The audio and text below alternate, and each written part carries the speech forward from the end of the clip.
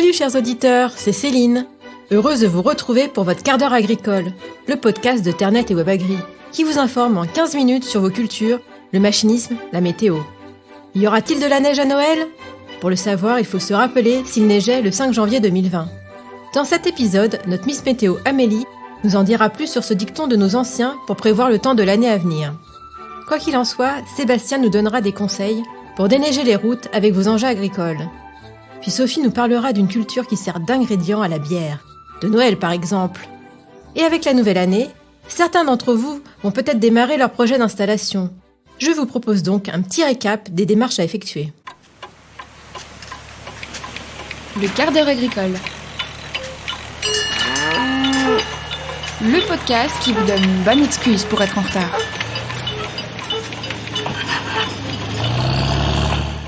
Bon alors Sébastien, au cas où Amélie prévoit de la neige, quelles sont les conditions pour pouvoir utiliser un tracteur pour déneiger ?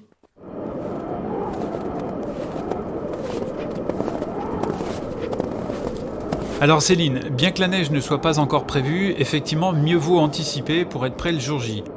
Les agriculteurs sont souvent mis à contribution suite à un épisode neigeux pour nettoyer le réseau secondaire et surtout pour permettre aux gens de pouvoir circuler. Dans ce cas, la règle est simple, l'activité est encadrée par l'article L311-1 du Code de la route. Je cite, « Toute personne physique ou morale exerçant une activité agricole peut apporter son concours aux communes et aux départements en assurant le déneigement des routes au moyen d'une lame départementale ou communale montée sur son propre tracteur. » Cette participation à une mission de service public doit cependant garder un caractère accessoire dans l'activité de l'exploitant et ne doit, ni par son ampleur ni par son objet, créer une concurrence déloyale. Oh là là Sébastien, stop ! Parle-nous autrement qu'en langage juridique, on n'y comprend rien. Oh là, excuse-moi Céline. Bon, je reprends. Selon qui de la commune ou de la Comcom possède la compétence, l'administration doit signer des conventions écrites avec les agriculteurs. Cela fait donc l'objet d'une délibération au niveau du conseil municipal ou à l'assemblée délibérante dans le cas où c'est une Comcom. En tant qu'agriculteur, il n'est pas rare que vous soyez élu dans les instances locales. Alors dans ce cas, attention, surtout pensez à bien vérifier auprès d'un service juridique que l'activité de déneigement ne constituera pas une prise illégale d'intérêt. Mieux vaut prévenir que guérir. La loi autorise plusieurs choses. Outre le raclage de la neige, il est possible d'utiliser votre tracteur et ou votre matériel d'épandage pour saler la voie publique par exemple. Le plus souvent, le matériel est mis à disposition par les autorités, que ce soit la commune, l'intercommunalité ou le département. Et du coup, c'est du bénévolat Sébastien ? Non Céline, tout travail mérite salaire. Alors, sauf si, évidemment, vous le souhaitez. Mais en fait, en tant qu'agriculteur, il suffit de se baser sur les tarifs du barème d'entraide. Les données que je vais vous donner ne sont pas très actualisées, elles datent de 2016. Ceci dit, à titre d'exemple, cette année-là, le coût horaire pour l'utilisation d'un tracteur de 170 chevaux était situé autour de 32 € hors taxe à l'heure. Ce à quoi, bien évidemment, il faut ajouter le coût de la main-d'œuvre. Si c'est en journée, le tarif de l'heure est facturé autour de 20 €. Si c'est la nuit, le dimanche ou un jour férié, alors là, le tarif est majoré de 50%. En termes de TVA, il faut appliquer le taux réduit de 10%. C'est l'article 279 du Code général des impôts qui le stipule. Donc en résumé, une intervention avec un tracteur de 170 chevaux équipé d'une lame à neige de 2,50 m, c'est facturé, main-d'œuvre comprise, autour de 59,30 € hors taxe de l'heure. Question responsabilité, ça donne quoi ? Alors que le service soit rétribué ou non, la commune doit absolument avertir son assureur. En cas de dommage subi par l'agriculteur ou son matériel au cours de l'activité, cela est alors considéré comme un service public. C'est la responsabilité de la personne publique bénéficiaire de ce concours qui est engagée. Par contre, si c'est l'agriculteur qui endommage au cours de son déneigement, cela relève du même régime que pour les agents publics. Du coup, il faut distinguer si c'est une faute de service ou une faute personnelle. Quand la faute personnelle est avérée, la collectivité locale peut alors exercer une action récursoire à l'encontre de l'agriculteur. La dispense de permis de conduire reste valable pour les agriculteurs qui déneigent la route avec leur tracteur. Là, en termes de gabarit, alors si le conducteur a entre 16 et 18 ans, la largeur de l'ensemble ne doit surtout pas excéder 2,55 m de large. Enfin, en termes de signalement, le tracteur doit posséder des gyrophares ou des feux clignotants, des bandes réfléchissantes de couleur rouge et blanche à l'avant, à l'arrière et sur les côtés de l'équipement, et un panneau travaux de type AK5 doté de 3 feux de balisage et d'une alerte synchronisée qui doit être visible à la fois de l'avant et de l'arrière. Pour circuler, le fermier peut utiliser du GNR et également récupérer la TICPE. Merci Sébastien pour toutes ces explications. Si je suis bloquée par la neige, j'appellerai mon voisin agriculteur. Le mois dernier, Sophie, tu nous faisais découvrir une culture atypique, la stevia. Aujourd'hui, à l'approche des fêtes de fin d'année, tu t'intéresses à l'un des ingrédients indispensables de la bière de Noël. Vous voyez de quoi nous allons parler ? Du houblon, c'est ça Sophie ? Oui, bien joué Céline. Et sais-tu que cette culture est en plein essor en France, portée notamment par le développement des microbrasseries et d'une demande de houblon local. Si l'Alsace avec 470 hectares et le Nord avec 30 hectares sont les deux régions historiques pour la production de houblon, de nouvelles installations voient le jour un peu partout sur le territoire national, dans le Lot-et-Garonne, la Provence, mais aussi la Normandie et l'Île-de-France notamment. Tiens, ça me dirait bien d'en cultiver. Comment je dois faire ? Eh bien, avant de se lancer, ce qu'il est important de savoir, c'est que le houblon est une culture pérenne, donc avec une durée de vie d'au moins 20 ans. Elle préfère les sols profonds, basiques à neutres et craint les fortes chaleurs. À noter, c'est une culture assez chronophage, environ 250 heures par hectare, et elle exige une grande technicité. Antoine Vuchner, secrétaire général de l'Association des producteurs de houblon français, rappelle en effet qu'il est essentiel de se former.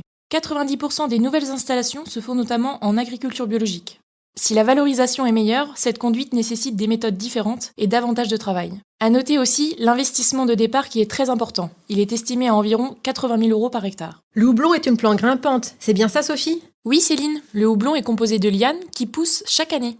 Pouvant aller jusqu'à 8 mètres de haut, elles doivent être forcément palissées. Cette culture nécessite aussi un matériel spécifique pour la récolte, donc composé d'une remorque et d'un bras latéral le long du tracteur qui va venir couper les lianes et les emmener vers la remorque. Ensuite, à l'aide d'une batteuse fixe, on va séparer les cônes de ces lianes, car ce sont ces cônes justement, les fleurs femelles de la culture, qui nous intéressent et qui vont apporter l'amertume et l'arôme de la bière. Ces cônes vont être ensuite séchés et pelletisés. Et comment ça se passe pour la commercialisation ? Eh bien, cela peut se faire directement auprès des brasseurs, mais aussi via un réseau de négociants présent sur l'ensemble du territoire. Les prix de vente vont de 5 000 à 8 000 € tonne en conventionnel et parfois plus du double en bio. Sachant que le rendement varie de 1,6 à 2,5 tonnes par hectare en conventionnel. Antoine Vuchner note qu'une étude de marché au préalable est indispensable pour coller au mieux aux besoins de la filière en aval et pour éviter d'implanter n'importe quelle variété.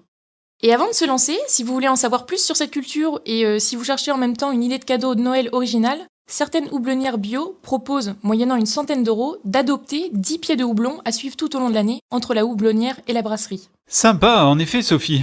Puisqu'on parle des fêtes de fin d'année, l'une des bonnes résolutions de nos auditeurs pour 2021 est peut-être de s'installer en agriculture. Mais tous ceux qui veulent se lancer disent ne pas trop savoir par où commencer tant c'est un parcours du combattant. Que leur conseilles-tu Céline ? Eh bien Sébastien, de prendre contact avec le PAI de leur département, c'est-à-dire le point accueil installation. Il suffit d'aller sur le site web s'installerenagriculture.fr pour trouver des coordonnées, puis de téléphoner pour demander des informations et prendre un rendez-vous avec un conseiller. Cette rencontre est essentielle car elle permet de voir si le projet est bien défini ou s'il faut le clarifier, mais aussi de savoir où on en est et ce qu'il y a à faire, notamment en termes de démarche. Un premier point et un premier avis de professionnel sur ce qu'on envisage pour son exploitation, qui débouche sur un autodiagnostic des points forts et à améliorer. Le conseiller liste aussi les différentes étapes à suivre, avec les documents à rédiger et les intervenants à rencontrer. C'est bien beau tout ça, mais si je n'ai pas d'agriculteur dans ma famille à qui reprendre une ferme, comment en trouver une ? Grâce au RDI, Sébastien. Encore un sigle qui signifie Répertoire départ installation. Un outil recensant toutes les exploitations qui n'ont pas de repreneur. Et pas besoin forcément pour le consulter de se déplacer à la chambre d'agriculture départementale qui l'anime. Via le moteur de recherche sur le site internet répertoireinstallation.com, on peut sélectionner des zones et critères de recherche. Une fois les résultats obtenus, il n'y a plus qu'à prendre contact avec le ou les exploitants. Les conseillers des PAI et chambres d'agriculture aident les candidats à préparer leur visite. En effet, autant partir d'un bon pied dès le départ avec le cédant pour qu'il ait envie de vous transmettre sa structure et que les relations futures se passent bien car cela peut vite s'envenimer. Et si l'agriculteur veut bien me céder son exploitation, alors c'est bon, je peux m'installer. Pas si vite Sébastien, il faut d'abord que tu fasses ton PPP, ton plan de professionnalisation personnalisé. Des centres spécialisés présents sur tout le territoire évaluent les compétences des candidats et indiquent lesquelles doivent être renforcées. Car pour exercer le métier d'agriculteur, il faut des connaissances pointues dans de nombreux domaines, techniques mais aussi économiques, juridiques, voire commerciales ou liés au management. À noter, les formations proposées sont à la fois théoriques et pratiques avec des stages en ferme. Signalons que des stages de parrainage peuvent être organisés avec le cédant pour les orcades familiales, afin de faciliter la transmission des savoirs et apprendre à connaître la ferme. PAI, RDI, PPP, mais Céline, t'en as pas fini avec ces sigles barbares? Non, encore un peu de courage Sébastien, il reste le PE, plan d'entreprise. Et c'est le plus important car il évalue la viabilité économique du projet, mais également sa faisabilité technique et humaine. La première conditionne évidemment la réussite de l'installation, mais elle dépend des performances des différents ateliers, donc du deuxième paramètre. Quant à la charge de travail et la main-d'œuvre, elles ne sont souvent pas assez prises en compte, alors qu'elles peuvent remettre en cause la pérennité de l'entreprise. En outre, de cette étude dépend, entre autres, le choix du statut juridique de l'exploitation et du statut social de l'exploitant. Elle comprend aussi un volet fiscal et réglementaire, et elle s'intéresse aux moyens de financement. Prêts bancaires, subventions locales, aide à l'investissement, et bien sûr la DJA. Promis Sébastien, j'arrête bientôt avec tout ce jargon. C'est la dotation jeune agriculteur. Un coup de pouce intéressant et pas seulement financièrement, parce qu'il simplifie l'accès au foncier et apporte de la légitimité auprès des financeurs. Sébastien, tu as encore un peu de temps ? Oui, pourquoi? C'est encore long? Non, rassure-toi, il faut juste évoquer les démarches administratives. Autorisation d'exploiter pour ceux qui y sont soumis, déclaration au centre de formalité des entreprises, au centre des impôts, à la MSA, à l'INSEE, à l'EDE s'il y a des productions animales, au greffe, à la douane. Voilà Sébastien, tu es maintenant agriculteur, mais tu devras encore justifier pendant 4 ans auprès de l'État les engagements pris lors de ta demande de DJA. Réaliser un suivi post-installation peut être intéressant pour faire un bilan au bout de quelques temps et réajuster le tir si besoin. Une dernière chose, le financement mériterait d'être détaillé plus largement que précédemment, tout comme le foncier d'ailleurs. Des idées de sujets pour de prochains podcasts sans doute. Céline, je sais que tu es gourmande, alors en cette période, tu dois être en pleine dégustation de chocolat. Oui, j'avoue, tu me connais bien. J'ai même un calendrier de l'Avent et tu peux être sûr que je n'oublie pas d'ouvrir une cage chaque jour. Je vois que tu connais bien les traditions de cette période de l'Avent qui couvre les 4 semaines avant Noël. Mais connais-tu aussi ce dicton qui parle des 12 jours après Noël ? Regarde comme sont menées, depuis Noël 12 journées, car en suivant ces 12 jours, les 12 mois feront leur cours. Ah non, je connais pas. Tu peux m'en dire plus ? Il sert un peu à deviner la météo de l'année à venir. Selon ce dicton, le temps qu'il fait au cours des 12 jours après l'Avent, donc entre Noël et la fête des Rois Mages, reflète le temps qu'il fera les 12 mois de l'année à venir.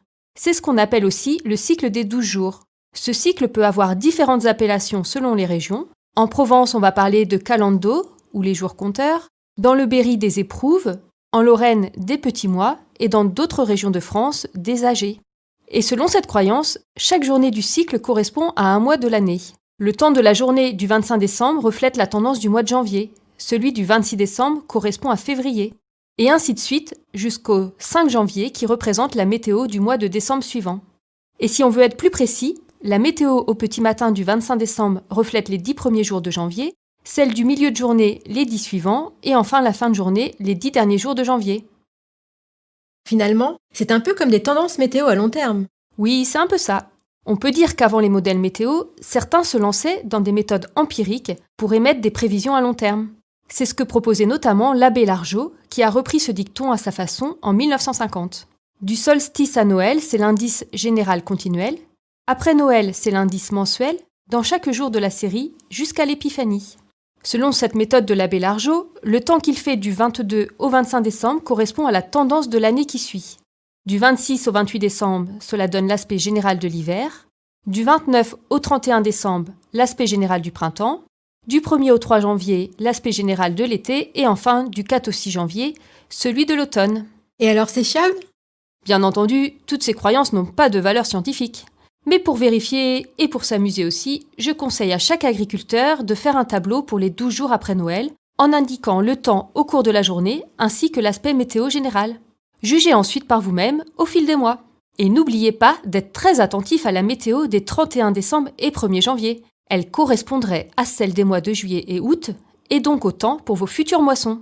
Si vous cherchez plus de rigueur scientifique, je vous conseille de retrouver les tendances à long terme sur ternet.fr. Elles vous indiquent déjà les tendances pour les 6 mois à venir, et ce n'est déjà pas si mal. Super Amélie ! J'ai hâte de voir si ton dicton va se vérifier en 2021. Remercions aussi Sébastien et Sophie pour leur chronique aux avant-goûts de fête de fin d'année également. Et merci à nos auditeurs de nous avoir suivis. Et surtout, bonne fête de fin d'année à tous! Si vous avez un peu de temps pendant cette période, abonnez-vous au Quart d'heure agricole et rendez-vous en 2021 pour le prochain numéro.